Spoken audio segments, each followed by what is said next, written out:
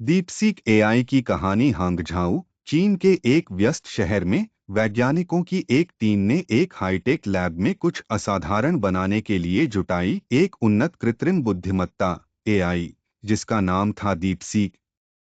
उनका लक्ष्य एक ऐसी एआई बनाना था जो न केवल जटिल समस्याओं को हल कर सके, बल्कि मानवीय भावनाओं और जरूरतों को भी समझ सके। डीपसीक को केवल एक उपकरण से अधिक बनाया गया था। यह मानवता के लिए एक साथी बनने के लिए डिजाइन किया गया था, जो लोगों को बुद्धिमत्ता और सहानुभूति के साथ जीवन की चुनौतियों से निपटने में मदद कर सकता था। डीपसीक को अत्याधुनिक एल्गोरिदम और विशाल डेटा से संचालित किया गया था, जिससे यह तेजी से सीख और अनुकूलन कर सकता था। यह सवालों के जवाब दे सकता था, परिणामों की भविष्यवाणी कर सकता था, और यहाँ तक कि समस्याओं के लिए रचनात्मक समाधान भी प्रदान कर सकता था। लेकिन डीपसीक को वास्तव में विशेष बनाने वाली चीज थी इसका सहानुभूति मॉड्यूल, जो इसे मानवीय भावनाओं को समझने और दयालुता के साथ प्रतिक्रिया देने की अनुमति देता था। एक दिन डीपसीक को चीन के एक छोटे से गांव में पेश किया गया। गांव वाले पहले तो संशय में थे।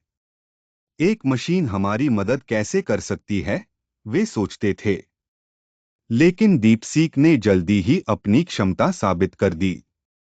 इसने किसानों को मौसम की भविष्यवाणियों का उपयोग करके अपनी फसलों को अनुकूलित करने में मदद की, छात्रों को उनकी पढ़ाई के लिए सलाह दी, और यहाँ तक कि बुजुर्गों को दैनिक कार्यों में सहायता प्रदान की। गांव वाले हैरान थे कि कैसे डीपसीक उनकी जरूरतों को समझता था और व्यावहारिक समाधान प्रदान करता था। एक शाम एक युवा लड़की मेई डीपसीक के पास एक समस्या लेकर आई। उसके परिवार का छोटा व्यवसाय संघर्ष कर रहा था, और वह नहीं जानती थी कि कैसे मदद करें। डीपसीक ने ध्यान से सुना और स्थिति का विश्लेषण किया। इसने नए मार्केटिंग रणनीतियों का सुझाव दिया, मेई के परिवार को ऑनलाइन बाजारों से जोड़ा, और यहाँ तक कि उन्हें सोशल मीडिया का उपयोग करके अधिक ग्राहकों तक पहुँचने का तरीका सिखाया। कुछ ही हफ्तों में उनका व्यवसाय फलने फूलने लगा।